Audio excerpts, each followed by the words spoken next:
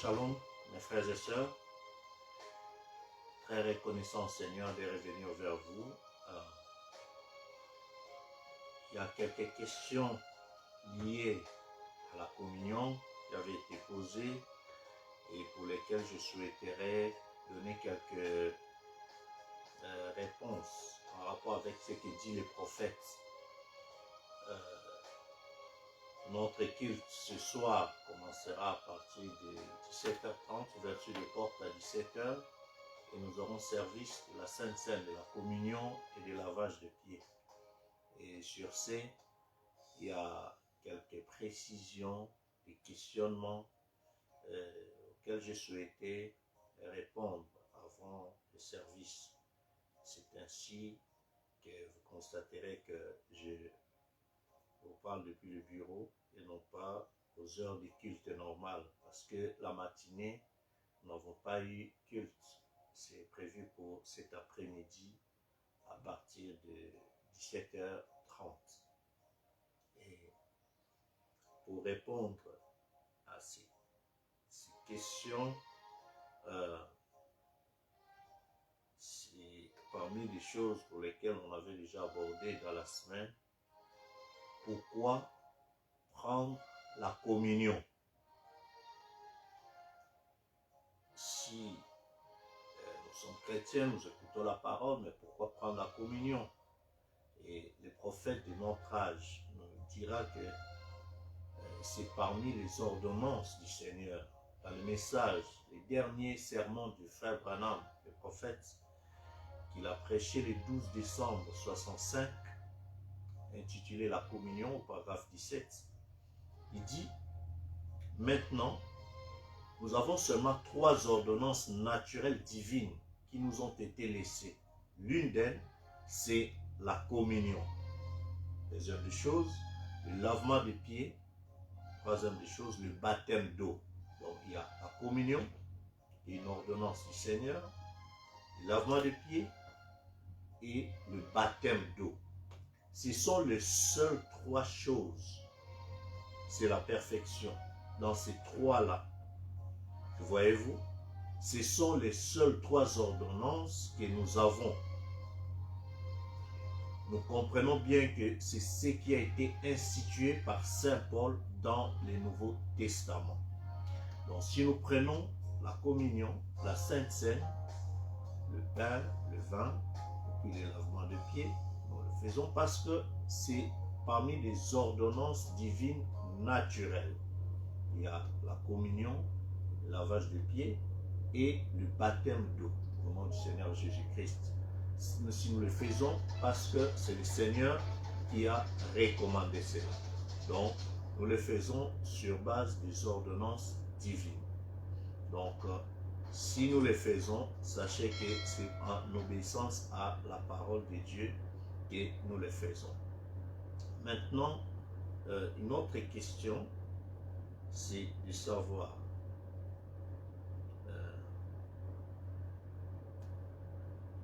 est-ce que prendre la communion, c'est prendre le corps littéral du Seigneur Jésus? Première question, nous savons que c'est l'une des ordonnances du Seigneur parmi les 3 ordonnances divines naturelles.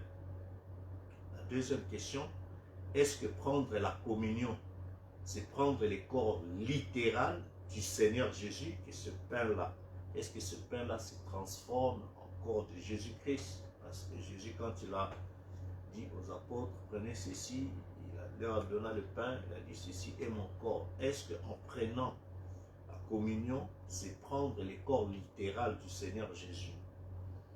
Dans le message toujours, la communion du 12 décembre 65, au paragraphe 68, le prophète dit: maintenant, je vais m'arrêter juste ici pour dire ceci cependant. De prendre la communion du Seigneur Jésus-Christ dans notre communion ne signifie pas que cette communion est le corps littéral de Christ. Ça, c'est catholique. Je ne crois pas que cela soit vrai. Je crois que c'est uniquement une ordonnance que Dieu nous a prescrite. Voyez-vous, ce n'est pas le véritable corps. En réalité, là, c'est un petit morceau de pain cachère. C'est tout simplement une ordonnance. Donc là, le prophète est aussi assez clair. Et en prenant ce pain, ce n'est pas que tu prends le corps de Jésus-Christ, mais il dit en le prenant, ce n'est pas le corps littéral, c'est uniquement une ordonnance que Dieu nous a prescrite, que nous sommes censés prendre. Donc ce n'est pas le corps littéral du Seigneur Jésus-Christ. Ça, ce sont les catholiques qui pensent que en prenant ce pain-là, ça se transforme. Ce pain-là se transforme en corps littéral de Christ. Ce n'est pas cela. Il dit encore dans le message, l'ordination, prêché le 4 novembre 62, paragraphe 60, il dit « J'aimerais dire ceci au sujet de la communion. Or, c'est ça le grand point de désaccord. C'est là-dessus qu'il bute. La raison pour laquelle aujourd'hui l'Église catholique et l'Église protestante ne peuvent pas se rejoindre. C'est précisément sur ce sujet-là. Les catholiques la prennent pour lui, c'est une messe. Et il espère que par quelques mérites, quelques pratiques légalistes qu'il aurait exécutées, et en observant cette ordonnance, il sera pardonné de ses péchés. Les protestants la prennent avec action de grâce, de ce que ses péchés sont pardonnés parce qu'il a obéi à un commandement. Donc, ça, ce sont les deux points de vue des théologies protestantes et catholiques par rapport à cela. Alors, il va encore plus loin. Il dit, dans le message toujours, la communion, au paragraphe 3. Il dit, maintenant, il y a une chose que j'aimerais dire avant que nous commencions la communion. C'est ceci. Je crois que nous en avons vu assez dans notre jour où nous vivons pour que nous devions vraiment donner tout notre être à Dieu. Nous devrons vraiment servir Dieu. Je crois qu'il nous a bénis par la réponse directe dans l'Écriture. Mon frère Péry l'exprimait il y a quelques instants. Nous en sommes à ce temps-là, nous ne sommes pas aveugles. Nous voyons que nous en sommes là. Nous sommes arrivés là. Donc, nous devons nous servir et nous devons nous consacrer à Dieu, servir Dieu, savoir ce que nous faisons pour que Dieu soit glorifié. Et il dit au paragraphe 16 de la communion, or, ce que je crois, c'est que la communion, ce que nous appelons communion, c'est le souper du Seigneur. Alors, notre question, dans quel état d'esprit, dans quelles conditions, dans quel état faut-il être pour prendre la communion? Est-ce que tout le monde peut venir et prendre et puis il va parce que c'est la fête, on veut profiter, prendre ceci, tout ça? Dans quel état nous devons prendre? Il dit, la première des choses, que au paragraphe 75, toujours la communion du 12 décembre, il dit, maintenant, c'est la même chose quand nous venons prendre le souper du Seigneur. Là, nous devons y venir sachant ce que nous faisons. Tout comme quand vous entrez dans l'eau pour être baptisé au nom de Jésus-Christ. Vous savez ce que vous faites. Vous vous identifiez à l'Église parce que par ce que Dieu a placé en vous. Donc, en venant pour prendre la communion, vous devez venir en sachant ce que nous faisons, conscient que c'est une ordonnance du Seigneur, on le fait sincèrement avec révérence, pas avec laisser aller, mais avec tous les sérieux possibles, parce que c'est une ordonnance du Seigneur. C'est comme pour le baptême. Quand on vient pour le baptême, il faut la repentance sincère, que tout soit correct devant Dieu avant d'entrer dans les eaux du baptême. Sinon, ça sera un pécheur sec qui entre dans les eaux et qui sort un pécheur mouillé. Mais quand tu viens avec sincérité, honnêteté, tu mets ta vie en ordre, tu entres dans les eaux du baptême, quand tu sors, Dieu tiendra sa promesse de remplir du Saint-Esprit. Dieu prend 54, la communion, il dit, alors quand nous venons à la table du Seigneur, nous devons venir avec révérence, amour et respect. Regardez où nous nous serions retrouvés, n'eût été lui. Voyez-vous? Regardez où cela aurait été. Donc, on ne vient pas avec légèreté, mais on vient avec révérence, amour et respect. C'est des choses sacrées et nous devons y prendre tous les sérieux possibles pour que nous puissions tirer profit de ce que Dieu a promis, de cette bénédiction. Donc, c'est très très important de s'approcher pour prendre la Sainte Seine avec la révérence, avec le respect, avec beaucoup d'amour pour Dieu. Autre chose, en répondant aux questions, il dit, parole 74, maintenant autrement dit, ne venez pas tout simplement pour prendre ça, comme je le disais tout à l'heure, au sujet de ce que les Juifs, leur sacrifice, c'était merveilleux, c'était ce que Dieu leur avait ordonné, mais ça n'est arrivé au point où ils ne le faisaient plus avec sincérité et avec révérence et avec ordre. Finalement, c'était devenu tout simplement, c'était devenu une puanteur à son nez. Dieu a demandé aux enfants d'Israël de le faire, mais commencer à le faire par tradition, sans l'aspect sacré, sans sincérité, et du coup, Dieu n'était plus content de leur sacrifice, quoi qu'ils commençaient ils obéissaient à la loi de Dieu, mais ce n'était plus une bénédiction pour eux. Mais nous devons y venir avec sincérité, avec le sérieux possible. Si tu sais que ta vie n'est pas en ordre, tu as des problèmes envers ton frère ou ta soeur ou quoi que ce soit, essaye de mettre cela en ordre. La parole de Dieu que tu écoutais puisse avoir de l'impact dans ta vie. Parce que là, tu seras face à ton Dieu, ta conscience devant Dieu, en prenant cette parole, ce pain, ce vin, pour dire que Seigneur, au mieux de ma connaissance, la parole que tu m'as apportée, j'essaie de la vivre au mieux de ma connaissance par ta grâce, et je m'avance pour prendre ce pain, prendre cela. Si ta vie n'est pas en ordre, alors ce n'est pas bien de t'approcher pour prendre cela. Je t'encourage de mettre ta vie en ordre pour pouvoir prendre cela. Parce que si tu les prends avec des choses qui ne sont pas en ordre, tu t'attires juste une malédiction contre toi-même.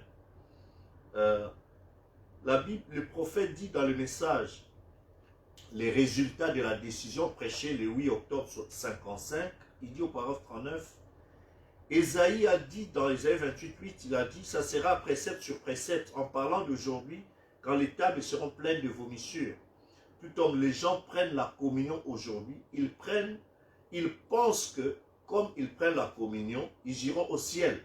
La Bible dit que quiconque prend cela indignement est coupable envers la mort et le corps du Seigneur Jésus-Christ. Amen. C'est une ordonnance sacrée. Je ne crois pas dans tout ce qu'ils appellent aujourd'hui prendre la communion. Je suis allé dans une église où il n'y a pas longtemps, ils ont pris un morceau de pain, et un pain léger, et ils ont découpé en morceaux. Et là, les gens qui avaient bu, joué à l'argent, fumé, maudit et menti, prenez cela et vous espérez aller au ciel. Frère, vous condamnez votre propre âme en faisant une chose pareille. Il n'est pas étonnant que les tables du Seigneur soient remplies de vomissures. Absolument. Donc, ce n'est pas dans cet état de souillure qu'on peut aller prendre la communion du Seigneur. Il y a au paragraphe 75, j'avais déjà lu, il dit, maintenant, c'est la même chose. Quand nous venons prendre le souper du Seigneur, là, nous devons y venir en sachant ce que nous faisons, tout comme quand vous entrez dans l'eau pour être baptisé au nom de Jésus-Christ. Vous savez ce que vous faites. Vous vous identifiez à l'Église par ce que Dieu a placé, parce que Dieu a placé en vous, c'est-à-dire Christ. Voilà. Et une autre question, est-ce que la communion, le pain, le vin, c'est vraiment le vin ou bien c'est un peu de limonade ou bien quoi, comment cela est constitué. Frère Branham précise dans le message, le combat du 31 décembre 62, paragraphe 56, il dit, ce pain cachère fait par un chrétien. Ce n'est pas un pain que vous allez acheter dans des grandes surfaces ou dans des commerces comme ça, mais c'est un pain cachère qui est fait par un chrétien. C'est-à-dire, un pain cachère, c'est un pain sans levain, rugueuse et tout, où il n'y a pas d'huile, il n'y a pas autre. C'est cette farine brisée, broyée, c'est ce qui identifie. Ce pain cachère fait par un chrétien est un pain sans levain. Et vous remarquerez, quand vous le mettez dans la bouche, c'est très rugueux à prendre. C'est ridé et brisé, mélangé. Cela signifie le corps brisé et mélangé de notre Seigneur Jésus. Oh, quand je pense à ça, on dirait que mon cœur s'arrête de battre. Quand je pense qu'il fut mélangé, brisé, frappé, le Fils de Dieu innocent. Savez-vous pourquoi il a fait cela? Parce que j'étais coupable. Et il est devenu moi, un pécheur, afin que moi, par son sacrifice, je puisse être rendu semblable à lui, un fils de Dieu. Quel sacrifice! Voilà, il dit maintenant dans le message, que fais-tu ici? Prêché le 1er mars 59, dans sa prière, au paragraphe 25, il dit, nous te prions de nous parler quelques instants par ta parole, et ensuite bénis-nous dans le service de communion, par après quand nous prendrons les morceaux brisés de ce pain cachère et le vin qui représente ton corps brisé et le sang versé pour la rémission de nos péchés. Donc, c'est le symbole qui montre ce pain qui représente le corps brisé et le vin qui représente le sang versé pour la rémission de nos péchés. Donc, en prenant cela, tu t'identifies à celui qui croit que Jésus-Christ est vraiment mort pour toi. Tu veux t'identifier à sa mort et à sa résurrection. C'est comme lui-même a dit, faites cela en mémoire du mort. Vous annoncez la mort et sa résurrection jusqu'à ce qu'il vienne.